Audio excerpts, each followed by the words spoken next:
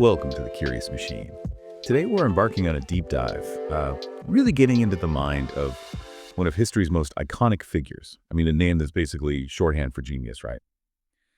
We're going to unpack the incredible journey of a man who didn't just change our understanding of the universe with his science, but also through his totally unique way of seeing the world. Absolutely. And this isn't just about, the complex formulas or the physics itself, though that's fascinating. It's really about a profound, almost relentless curiosity and this unshakable belief he had that there was something deeper, something hidden behind, everyday reality. We'll explore how his early life kind of shaped this vision. Even when it made him seem odd or put him at odds with the norm, it reveals a pattern of thinking we can maybe learn from. Okay, let's unpack that because I think many of us, when we picture Einstein, we imagine this like child prodigy, a little genius from day one.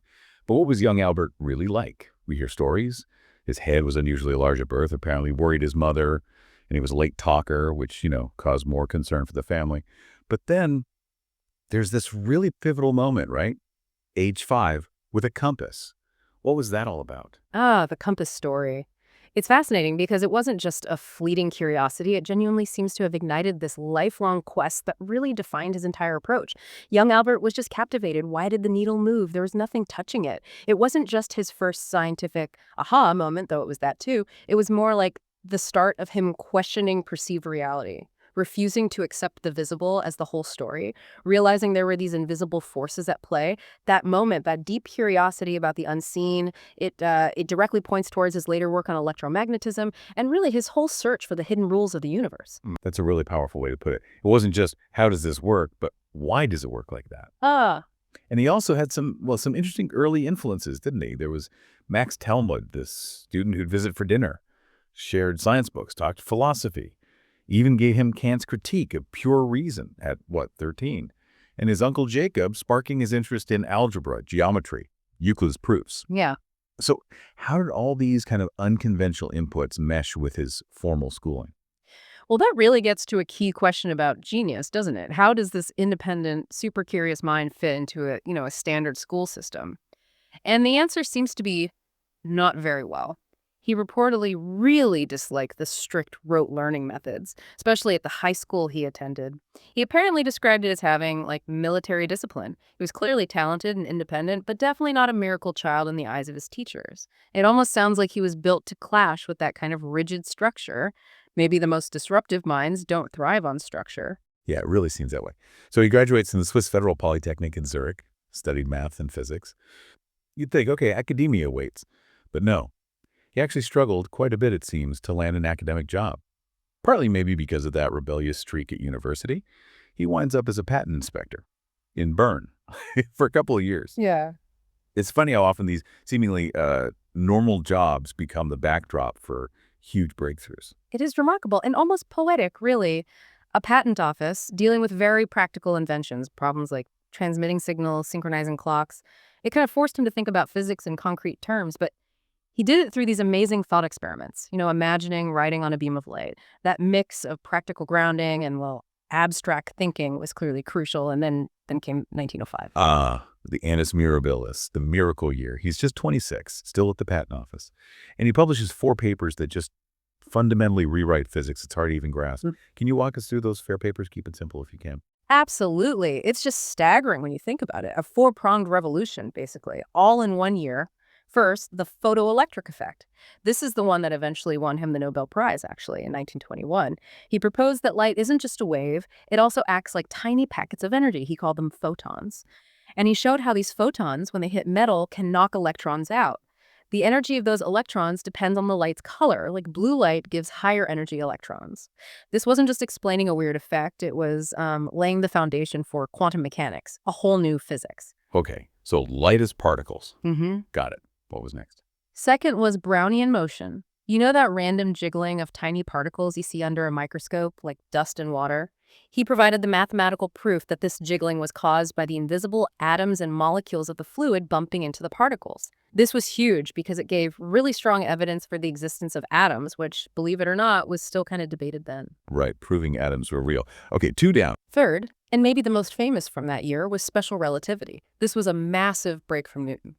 Einstein basically said space and time aren't fixed, absolute things, they're relative. They depend on how you're moving. He showed time can slow down for fast-moving objects, and objects can appear to shrink in their direction of motion.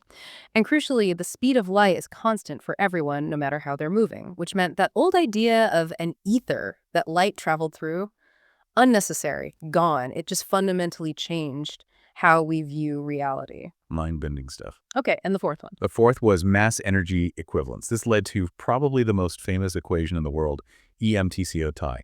What it really means is that mass and energy are, well, they're two sides of the same coin. They're interchangeable. This explained how stars shine, how they convert mass into energy. And of course, it laid the groundwork for nuclear energy and, well, nuclear weapons too. It's not just a formula. It's like discovering the universe's fundamental currency. Wow. Okay. All that in 1 year from a patent clerk. Incredible.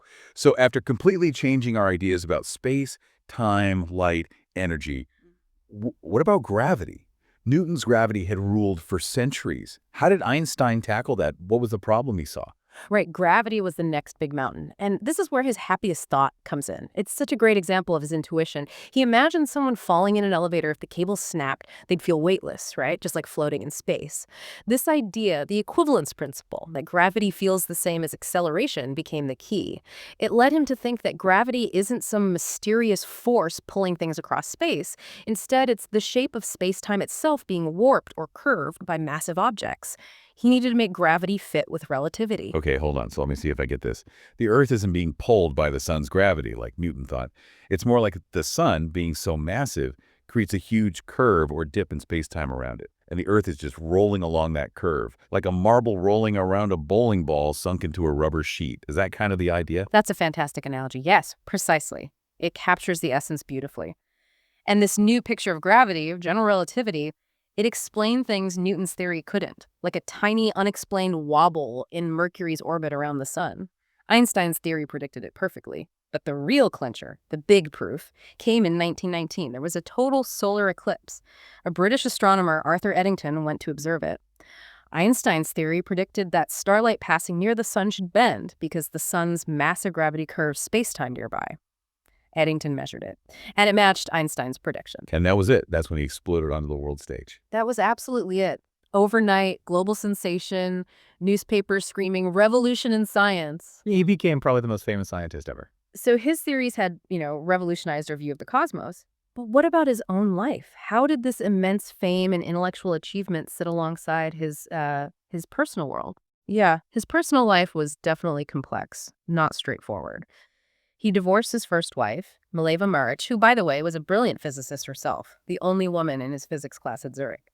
He actually agreed to give her his Nobel Prize money when he eventually won it as part of the settlement. Then he married his cousin, Elsa Lowenthal.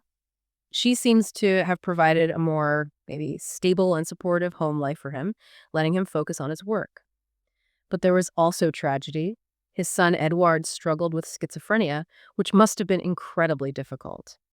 It's a really stark reminder, isn't it, that even these towering intellects face profound human struggles.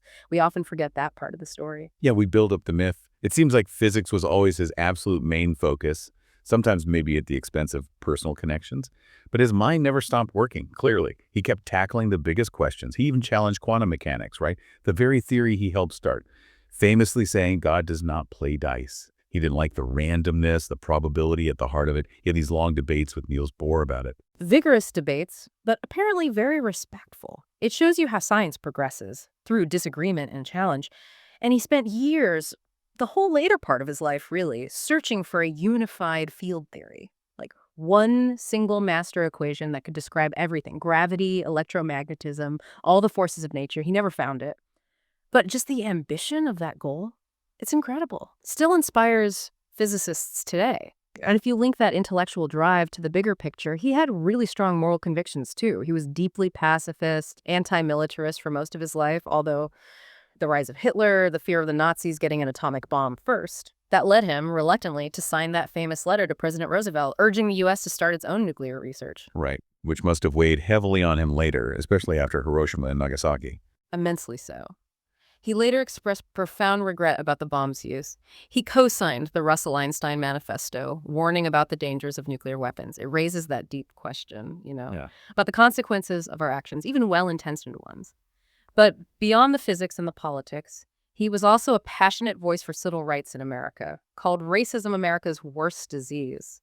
Famously hosted the singer Marian Anderson when hotels in Princeton turned her away because she was Black. He supported the Hebrew University in Jerusalem, but interestingly, he didn't support the idea of an independent Jewish state. He hoped for peaceful coexistence between Jews and Arabs. And music. We almost forgot the music. His love for the violin, for Mozart, finding inspiration there.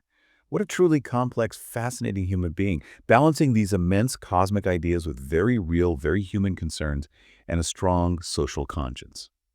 So, wrapping this up, what's the big takeaway for us? Albert Einstein.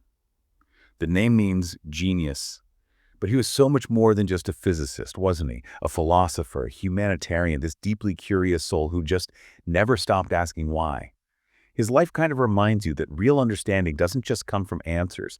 It comes from relentlessly chasing the questions. Absolutely. He himself said, "Imagination is everything. It is the preview of life's coming attractions." His work totally changed our view of space, time, gravity, energy, everything. He showed us the universe is so much more intricate, more interconnected, and frankly, stranger than we'd ever thought possible. And even right at the end, he was still working, wasn't he? Grappling with those unfinished equations on his deathbed. That magic of work, as he called it, still pulling him in. Yeah. He lived by his own advice. The important thing is not to stop questioning. Maybe that's the thing that stands out most from this deep dive. What do you think? Just how that relentless curiosity, even when facing huge challenges or questions he couldn't answer, how that pushed all of human understanding forward. A truly remarkable journey indeed. We hope you've enjoyed this deep dive today. Until next time, keep being curious, keep asking questions, and keep exploring the incredible world around us. Thank you very much for sharing this enjoyable conversation with us. Until we meet again tomorrow with a brand new topic, take very good care of yourselves. Goodbye.